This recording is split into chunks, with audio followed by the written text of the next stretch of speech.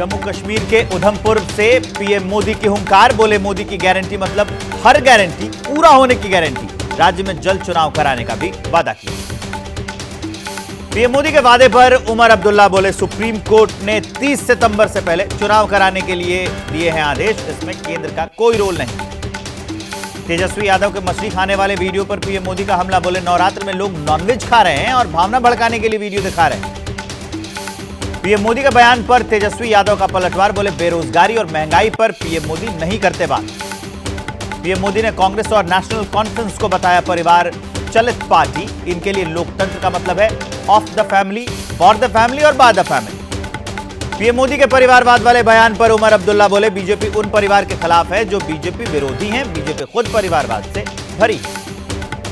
उधमपुर में पीएम मोदी ने आर्टिकल 370 पर कांग्रेस को दी चुनौती, बोले मैं चुनौती देता हूं कांग्रेस को 370 वापस लाने के। सीएम ममता बनर्जी के बिगड़े बोल, कहा बीजेपी ने कूच बिहार से एक ऐसा उम्मीदवार उतारा है जो राक्षस है। अमित शाह की यूपी के मुरादाबाद में जनसभा, बोले कांग्रेस के शासन में आलिया जमालिया आते थे, अब बम ब्लास्ट करके चले जाते थे। नीतीश कुमार ने आज से चुनावी दौरे का आगाज किया, पहली बार बस से चुनाव प्रचार कर रहे हैं। बिहार के सीएम नीतीश कुमार की बस यात्रा नवादा पहुंची, रैली में एनडीए के समर्थन में वोट मांगे। सहारनपुर रैली में सीएम योगी का विपक्ष पर बड़ा हमला, एसपी बीएसपी कांग्रेस को वोटों को सौदागर बताया और कहा कि मोदी जी देश की आवश्यकता। यूपी के पीलीभीत में अखिलेश यादव बोले बीजेपी वाले 2014 में आए थे और 2024 में चले जाएंगे। हिमाचल के मंडी से बीजेपी प्रत्याशी कंगना रनौत का एक बार फिर विक्रमादित्य पर हमला, बोली प्यार से पप्पू बोल दिया तो वो बुरा मान गए। बीएसपी ने जारी की उम्मीदवारों की चौथी लिस्ट, 9 लोकसभा प्रत्याशियों के नाम का ऐलान किया। शिंदे गुट आज जारी कर सकता है अंतिम लिस्ट, अभी तक एकनाथ शिंदे ने 9 सीटों पर उम्मीदवारों का ऐलान किया है। पीएम मोदी को जेल भेजने वाले बयान पर मीसा भारती ने सफाई दी, बोली चुनावी चंदे को लेकर कही थी बात, बयान को तोड़ मरोड़ कर पेश किया जा रहा है। राम के नाम पर जारी है सियासी घमासान, कांग्रेस नेता रेणुका चौधरी बोली हम राम को पूजते हैं और वो वोट के लिए श्री राम को नीलाम करते हैं। बीजेपी प्रत्याशी अनिल बलूनी के प्रचार में उतरे सिंगर जुबिन नौटियाल, पीएम मोदी का गाना गाया। जम्मू कश्मीर में नेशनल कॉन्फ्रेंस ने 3 सीटों पर चुनाव लड़ने का ऐलान किया, बारामूला से चुनाव लड़ेंगे उमर अब्दुल्ला। रेणुका के बयान पर बीजेपी नेता प्रेम शुक्ला का पलटवार, बोले इन बाबरवादियों को राम भक्त होने का ढोंग करना पड़ रहा है। स्मृति ईरानी का राहुल गांधी पर हमला, बोली राहुल गांधी अपने लिए लड़ रहे हैं और हम अपनों के लिए लड़ रहे हैं।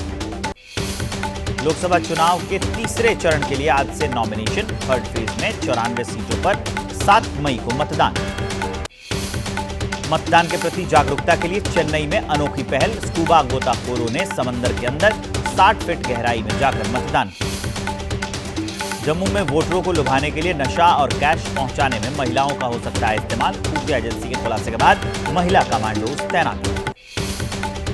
दिल्ली के आईटीओ पर आम आदमी पार्टी के कार्यकर्ताओं का जमावड़ा, पोस्टर लेकर केजरीवाल की गिरफ्तारी का विरोध किया।